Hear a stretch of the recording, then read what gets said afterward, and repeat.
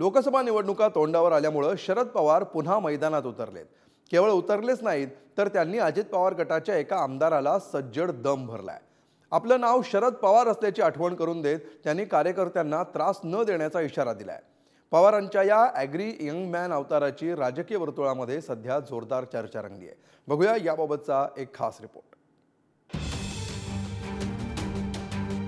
एकदा दगडाची दिली तर वास, पुन्हा असं काही केलं तर शरद पवार म्हणतात त्यांना मी या रस्त्याने कधी जात नाही, पण या रस्त्याने जाण्याची स्थिती कोणी निर्माण केली तर सोडत केली। अजित पवारांच्या राष्ट्रवादीचे आमदार सुनील शेळकेंना शरद पवारांनी थेट दम भरलाय। मला शरद पवार म्हणतात हे लक्षात असू द्या असा इशारा दिला। पवारांनी ही भाषा करण्यामागचं कारण म्हणजे मावळातलं स्थानिक राजकारण। शरद पवारांच्या राष्ट्रवादीत प्रवेश करणाऱ्या कार्यकर्त्यांना दमदाटी केली जात असल्याचा आरोप होतोय। तर आमदार सुनील शेळकेंनीही तातडीनं पत्रकार परिषद घेत शरद पवारांना आरोप सिद्ध करून दाखवण्याचं आव्हान दिलंय। काही लोकांनी आमदारांनी आजच्या मिटिंगला तुम्ही येऊ नये यासाठी सुद्धा काही दमदाटी केली, आणखी कोणा टीका केली म्हणून त्यांनाही फोन करण्यात आला। माझी विनंती आहे, एकदा दगडाची दिली तर वास, पुन्हा असं काही केलं तर शरद पवार म्हणतात त्यांना ते त्यासाठी तुम्ही त्याची काळजी करू नका। मी या रस्त्याने कधी जात नाही, पण या रस्त्याने जाण्याची स्थिती कोणी निर्माण केली तर सोडत केली। जे काही आज वक्तव्य केलं त्या वक्तव्याबाबत मी साहेबांची भेट घेऊन देखील विचारणार। आपल्याला कोणी माहिती दिली, आपल्याला काही त्यातले पुरावे आहेत किंवा आपल्याला जे कोणी सांगितलं त्या बाबतीतली जर काही शहानिशा करून आपण जर बोलले असाल तर मला ते सांगावं, एवढंच माझं त्यांच्याकडे मागणं असणार आहे। कुठल्याही सन्माननीय मतदाराला जर कोणी धमकी देत असेल तर माझी नैतिक जबाबदारी नाही का त्या व्यक्तीच्या बाजूने उभं राहणं, कारण का ही लोकशाही आहे, ही दडपशाही नाही। त्याच्यामुळे मी सगळ्यांना सांगितलंय, तुम्हाला जर फोन आले तर त्यांना सांगा सुप्रिया सुळेंना पहिला फोन करा, धमकी द्या, मग माझं बघू। शरद पवार म्हणतात सुनील शेळके जे आहे, मी शरद पवार आहे, तुम्ही ओळखत नाही का माझ्या कारण तुम्हाला मी अजून सुनीलशी त्याबद्दल बोललेलो नाही। मी आता तो प्रेस झाल्यानंतर सुनील शेळकेंशी बोलून काय नक्की वस्तुस्थिती घडलेली आहे त्याची माहिती घेईन आणि मग त्याबद्दल माझं मत। दरम्यान शरद पवारांनी दिलेल्या इशाऱ्यावरून राजकारण तापलंय।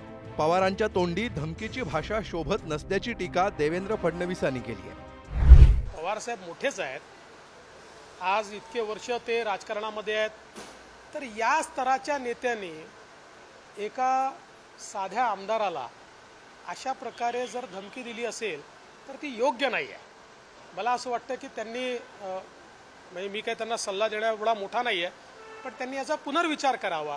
शेवटी ते कुठल्या स्तराला आहेत आणि जर अशा प्रकारे त्या आमदारांना धमक्या द्यायला लागले तर मला असं वाटतं कुठेतरी त्यांचा जो स्तर आहे तो खाली येईल। जे स्थानिक आता आमदार तिथं आहेत, जे पलीकडे गेलेले आहेत किंवा जे काही लोकप्रतिनिधी आहेत ज्यांना असं वाटतं की बाबा इथं मला लीड द्यायचंय किंवा मला इथं कामकाज करायचंय, मग त्यांच्यावर तो दबाव आणला जातो। त्याच्यामुळे साहजिकच अशा प्रकारच्या खूप तक्रारी त्या ठिकाणी येतात। काही तालुक्यांमध्ये तर कार्यकर्ते त्या ठिकाणी परिचय पत्रक वाटायला किंवा डिजिटल व्हॅन घेऊन गेल्यानंतर त्यांना त्या ठिकाणी गावातून हकलण्याचं कामकाज केले जाते। हा दुर्दैवी भाग आहे। कार्यकर्त्यांना जे उद्याच्या लोकसभेला विधानसभेला इच्छुक आहेत त्यांना त्या संदर्भामध्ये ते इकडे येऊच नाहीत म्हणून काही केसेस उकरून काढण्याचं कामकाज केले जाते। गेल्या वर्षी राष्ट्रवादी काँग्रेसमध्ये उभी फूट पडली, मात्र त्यानंतर राष्ट्रवादीच्या दोन्ही गटांनी एकमेकांवर टीका करणं टाळलं होतं। पण लोकसभेच्या निमित्तानं अजित पवार विरुद्ध शरद पवार असे दोन भाग झाले। याच वादातून बारामती, मावळ, शिरूर या मतदारसंघात सत्ताधारी राष्ट्रवादीचे स्थानिक नेते दमदाटी आणि धमकी देत असल्याचा आरोप होतोय। बारामतीत शरद पवारांच्या कार्यकर्त्यांना धमक्या दिल्या असा युगेंद्र पवारांचा आरोप आहे।